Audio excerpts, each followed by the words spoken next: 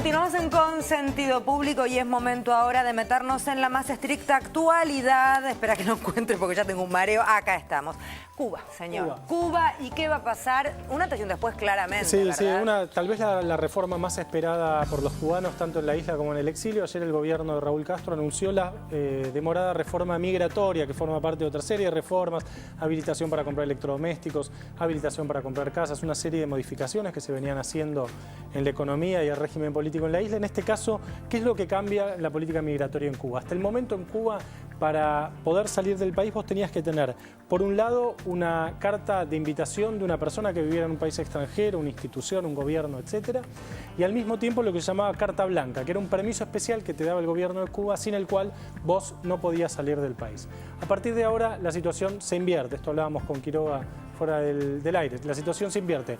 Cualquier persona, cualquier cubano, puede salir simplemente con el pasaporte, salvo que el gobierno considere que hay algún tema relacionado con la seguridad del Estado, con el orden político, etcétera, o salvo que sea un profesional, un médico, algún directivo de una empresa importante, algo así, que implique lo que ellos consideran fuga de cerebro. Ustedes saben, el sistema educativo de Cuba es muy avanzado, ellos tienen miedo que haya una inmigración masiva de gente muy capacitada, muy formada, etcétera, hacia otros países. Entonces van a tratar de controlar esto. De todos modos, es un cambio muy importante, muy sustantivo, más allá de que veamos después cómo se va a aplicar a la emigración cubana. También hay cambios para poder estar más tiempo afuera, para que los cubanos que están radicados en el exterior puedan pasar más tiempo en la isla, etcétera. Que José era uno de los reclamos históricos. O sea, era el reclamo, sí, si querés. ¿Y por qué crees que ahora se da? Bueno, es parte de un proceso de liberación que viene dando desde que salió del poder Fidel Castro, le cedió el poder a Raúl. Se viene dando un proceso de apertura gradual del sistema cubano que hasta ahora se venía centrando básicamente en el orden económico. Por ejemplo, en Cuba no se podía comprar una casa.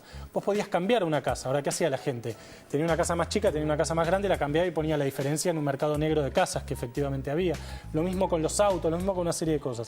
Estas cosas se fueron normalizando hacia un sistema más de mercado, con más regulación del mercado y menos del Estado, menos centralidad del Estado, digamos. Bueno, esto forma parte de este proceso de reformas que se vienen iniciando. ¿Y esto cambia, crees vos? Cambia mucho, sí. ¿Y Depende cómo se implementa. ¿También? Mirá, a ver, la emigración cubana es una emigración económica. O sea, eso hay que entender. ¿Por qué emigra un cubano? Por lo mismo por lo que emigra un dominicano, un paraguayo, un peruano, por plata, porque no puede vivir bien ahí y prefiere vivir mejor en otro país, digamos.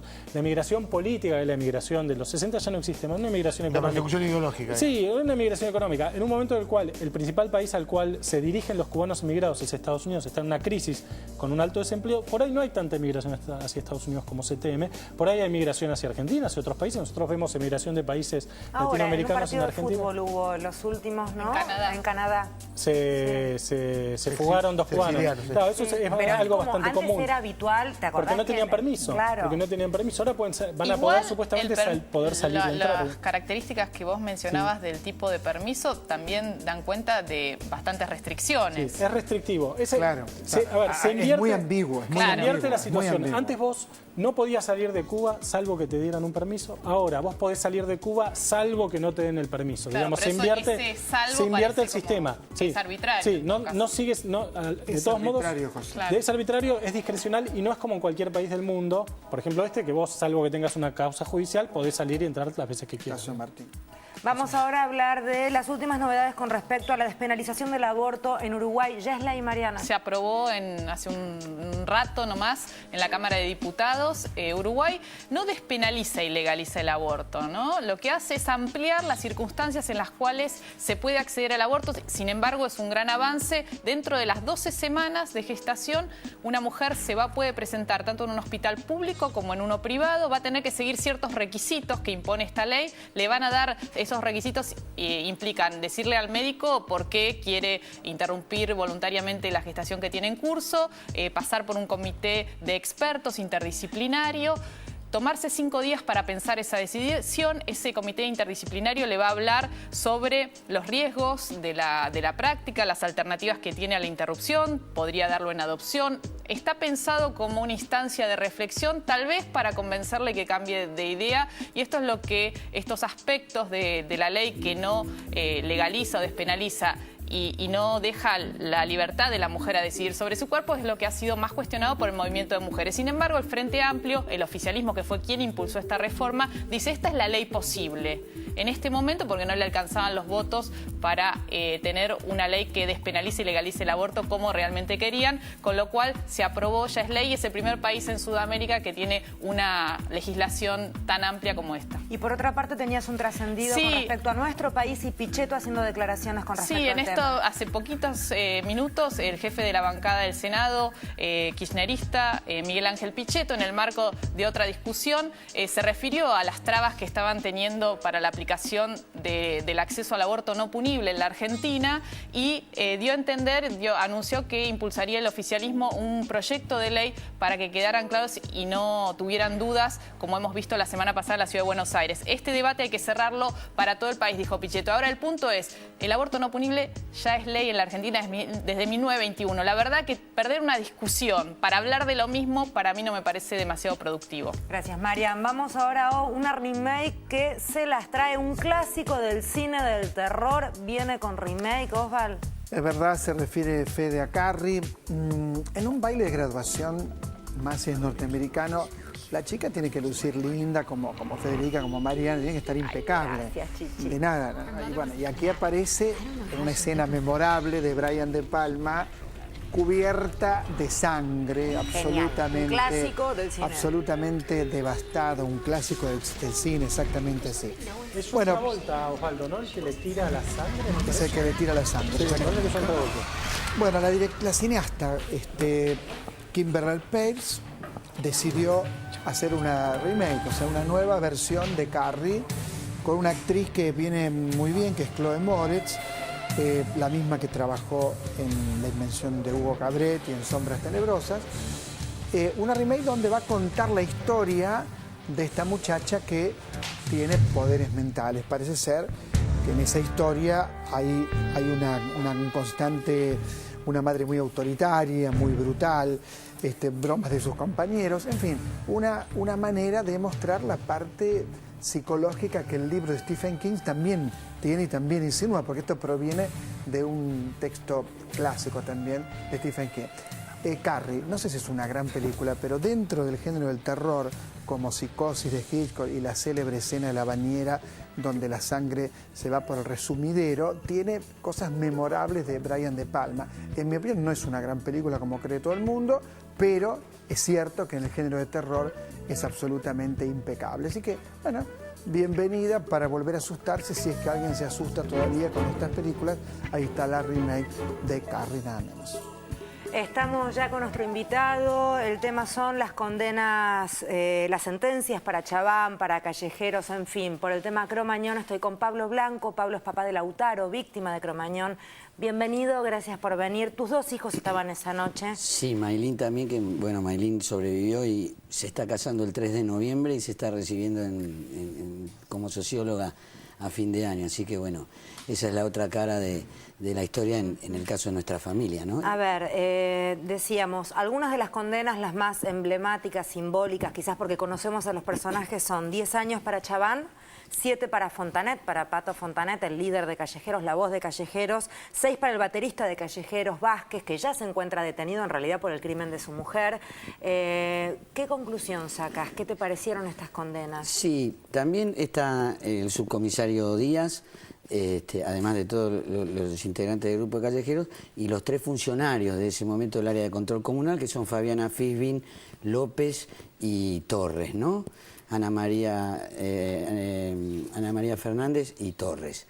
A mí me parece que, digamos, primero me gustaría, porque en general se habla de que la justicia es para los familiares. A mí me parece que, más allá de lo que nos puede afectar en lo personal, el tema de la justicia, me parece que el tema de la justicia es para la sociedad, porque la justicia, ¿cuál es el carácter de la justicia? Tiene un carácter condenatorio para que no se vuelvan a repetir esas conductas. Con lo cual, para nosotros la verdadera justicia hubiera sido que Lauti estuviera vivo, que ese día el boliche hubiera estado en condiciones. Es decir, esa es la verdadera... Hubiera podido salir como corresponde de un espacio, que las puertas de emergencia estuvieran habilitadas como corresponde, en fin, que no se hubieran prendido fuegos artificiales en un espacio cerrado, o bengalas en un espacio cerrado. Coincidimos en todo. Ahora, a mí me llamaba mucho la atención la diferencia de condenas dentro de los músicos, por ejemplo. ¿Por qué a uno le dan una pena, a otro le dan otra? Es inexplicable. También quiero aclarar que me parece importante que, más allá de que yo tengo algunas diferencias con el fallo, me parece que hay justicia, hay un principio de justicia. Todavía deberán ir encarcelados, falta la última instancia que es la Corte Suprema, pero si uno toma el boliche de Keyvis, toma Lapa... Que con Keyvis no pasó nada. Nada. O Lapa, el accidente del avión en Aeroparque, o lo que pasó ahora en Beara, con el boliche de Beara, donde todos los funcionarios fueron sobreseídos, me parece que en un principio uno podría plantear que hay una idea de cierta justicia.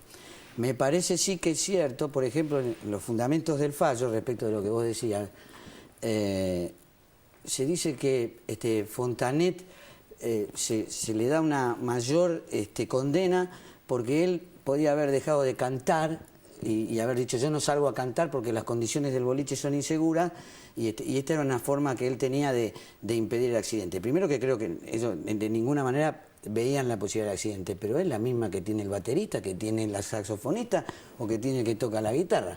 Se juntan el que toca la guitarra, el saxofonista y el baterista y dicen no salimos los tres y es la misma que Pato Fontanet que tiene... Me parece que ahí hay una carga que tiene que ver más con una cuestión mediática, digamos. ¿Qué les parece a usted cuando se los ve a los callejeros tocando a Pato Fontanet durante este tiempo que están en libertad, ¿no? Porque ahora este es el fallo que se conoció hoy de la Cámara Federal de Casación, en virtud de que había una apelación de la sentencia que se había dictado, hubo algunas penas que subieron, pero lo cierto es que todavía siguen en libertad y en esa instancia los integrantes del grupo siguen tocando. A algunos de los familiares esta situación les choca mucho y genera mucho repudio. Yo respeto lo que cada familiar siente. En nuestra familia sentimos algo diferente. Nosotros hemos incluso ido en los primeros tiempos a los recitales de Callejero. Para nosotros era acercarnos un poco a Lautaro. Es lo que nosotros sentíamos. Y lo que tiene que ver con el marco legal, nadie le prohibió ni a Pato Fontanet ni a Callejeros tocar. En todo caso podría ser una cuestión de la conciencia.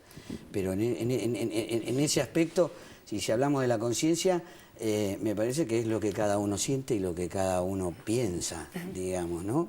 Ahora, si hubiera un fallo judicial que dice se les prohíbe tocar y tocarían, estarían violando un tema que es jurídico, pero en este caso me parece que tiene que ver con la conciencia y con lo que cada uno siente. Nosotros respetamos mucho lo que sienten los otros familiares, pero sentimos diferente como familia y con algunos otros padres también, que quizás por ahí no se han hecho escuchar mucho más. Pero... La primera condena, la del primer tribunal que intervino, le había dado casi 20 años a Chaván en un primer momento. Y ahora, bueno, le subieron de 8 años casi a 11. ¿Usted está conforme con esta...? Yo lo que digo que en general nos cuesta entender, a mí por lo menos me cuesta entender cuál es la lógica de la justicia, porque usted bien lo dice.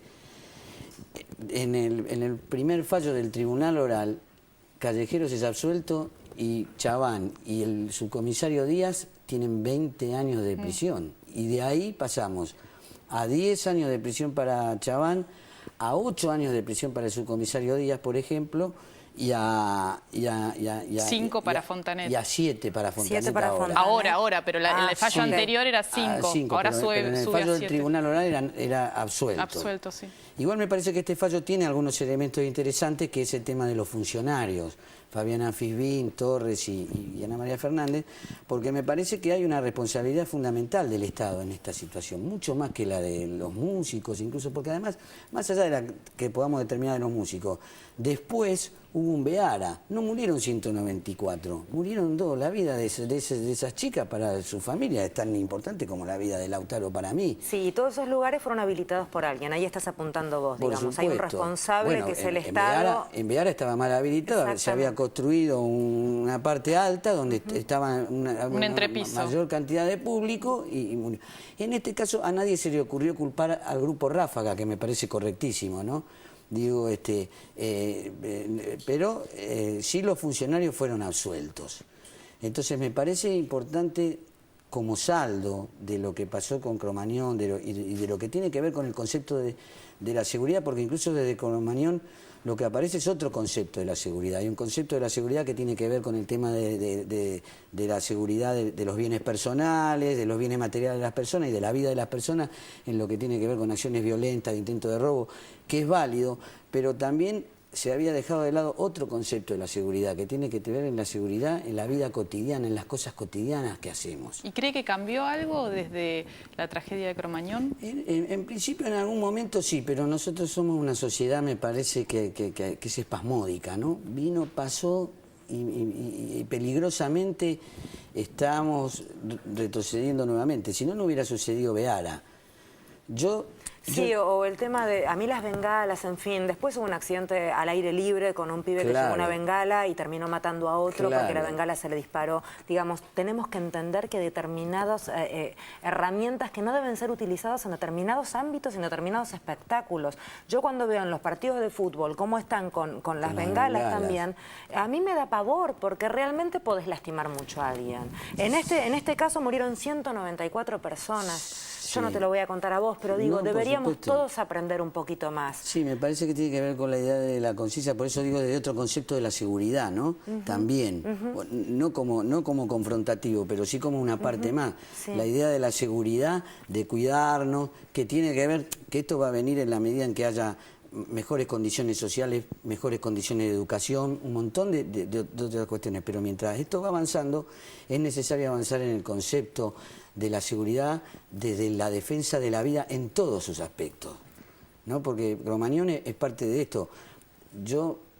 Había unas chicas sociólogas que yo conozco, a las que les tengo mucho respeto, que dicen que Cromañón es un efecto tardío del 2001, digamos, ¿no? Como una consecuencia del deterioro del Estado, del deterioro del Estado, del deterioro de las condiciones sociales, culturales de la Argentina, digamos, de la cosa de el afán de lucro llevado al extremo sin medir las consecuencias que esto trae aparejado, ¿no?